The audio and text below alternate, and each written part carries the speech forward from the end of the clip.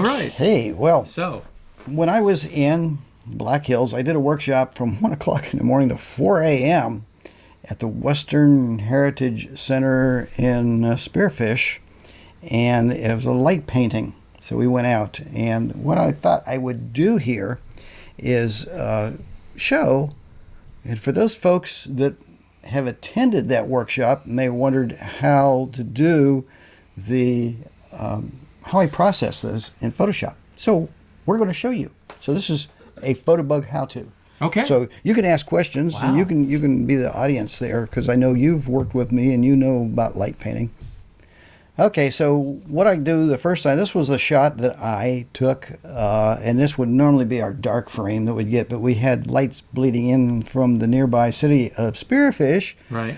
which also lit up, and it's not a bad shot, but the whole purpose of this was light painting, because hopefully you're out somewhere where that would not necessarily be the case. And what I was after was the sky. We had the moon was out there, but it went in behind a cloud and settled below the horizon before any of us got an image of it. Now the important thing, of course, is the camera can't move. We're stumbling around. We're in total darkness out there. So first thing we're going to do is I'm going to take this image, which when I first bring it in comes in as background. And if you double click on it, you can go rename it, and I just renamed it as layer 0, and that's because I want to go back and do some adjustments to it later, and you Okay. can't do that to a background image. So we bring our next image in and we just throw it up on top, and there it is. Now this is the first one we did as a I light painted it. Come up here to the modes, and this is the secret, and you go down to lighten.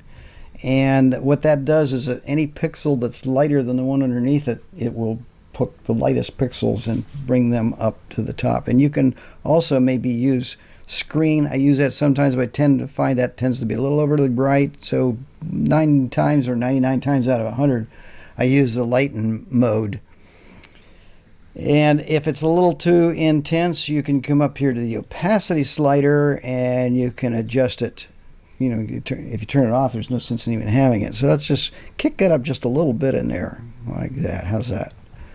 Bring in the next one. And of course, these are already in here, but normally I drag these and drop them on top. Okay. So there we did a little bit of the front of the building. So now you got to lighten that So one. go in and go to the lighten mode. And I'm going to, and if you hover over this mode with your mouse, you can use the roller to go back and forth. But again, there's a difference between screen and lighten. And you can go through all the modes, but I'm going to leave it at lighten. Again, that doesn't look too bad. One of the ways you can tell how the impact is to go down to the little eye icon next to that layer, turn it on and off, and see it. It's pretty subtle. It really didn't do a whole lot in there. Just off the Yeah, one just a side little or bit to off the to right. the one side, yeah. So we'll bring the next one in here. And once again, that's lit up even more so than the previous one. So let's go in here and let's see, our opacity should have been over 100. That's the way it looks. Sorry about that. That was already turned down. So that's what that one came out to. And let's go ahead and hit the lighten mode. And once again, turn it on and off to see what it does. That picked up a little bit more, but maybe a little too much. So again, I'm going to take the opacity and bring it down. Now, the other thing you can do is you can add masks to these, and you can mask them out. Mm-hmm. So any of your standard Photoshop Right. things that you would normally do. So once again, here is one that I lit up the grass in the front.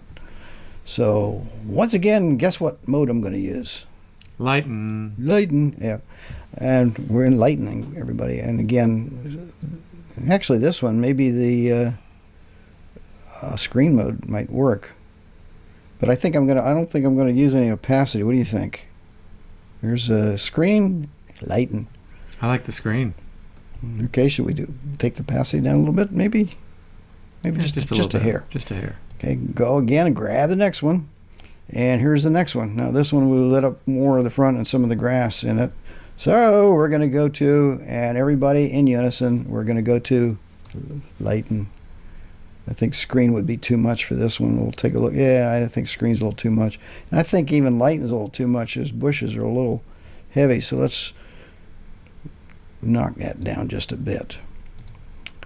And what do we got here? 1, 2, 3, 4, 5, 6, 7 layers. So this was just 7 different shots.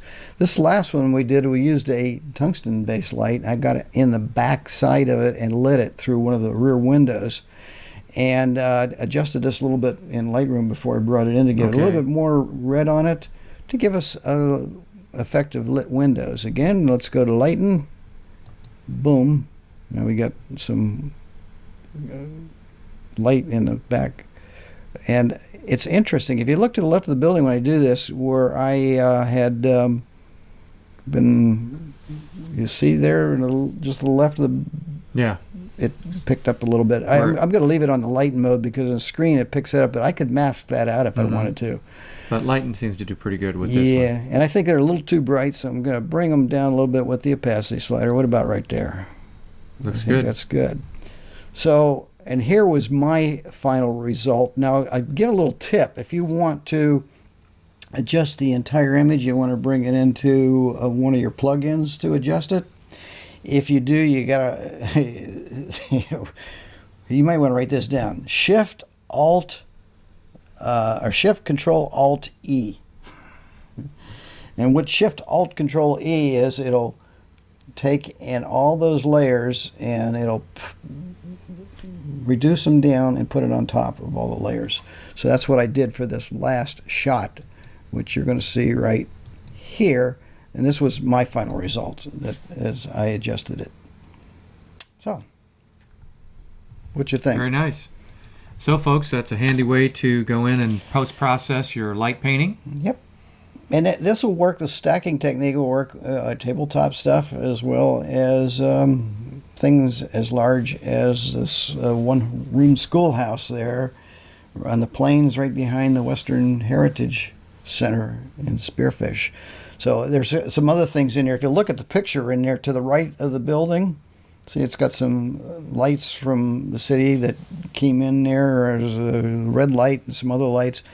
I could mask those out on each one of the layers and get rid of those if I wanted to. So I didn't bother with this one. But well, there we have it.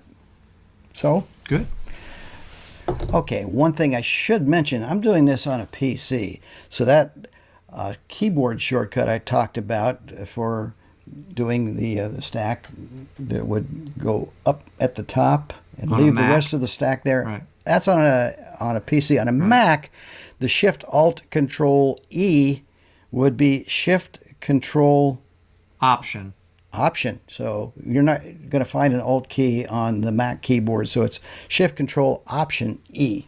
So just want to make sure that was clear for our Mac user. Hey, if you have any questions, if there's anything you didn't quite understand, be sure to write into us and let us know. You can write to me at jim@thefotobug.com or Fred@thefotobug.com. and we'll be sure to get your answers. And if you've got anything that you've done that you'd like to share with us, please do. Yeah, please post it.